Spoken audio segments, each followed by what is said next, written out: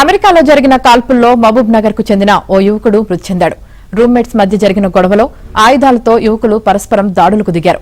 ఘటనా స్థలానికి చేరుకున్న అమెరికా పోలీసులు వారిని నిలువరించే యత్నంలో కాల్పులు జరిపారు. కాల్పుల్లో మహబూబ్ నగర్ రామయ్య బౌలికి చెందిన నిజాముద్దీన్ మృతి చెందాడు. మృతుడు కాలిఫోర్నియాలో గూగుల్ సంస్థలో ఉద్యోగం చేస్తున్నట్లు తెలుస్తోంది.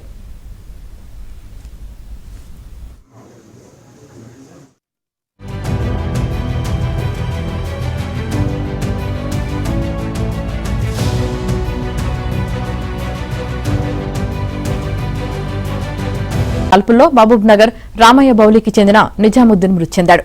మృతుడు కాలిఫోర్నియాలో గూగుల్ సంస్థలో ఉద్యోగం చేస్తున్నట్లు తెలుస్తోంది.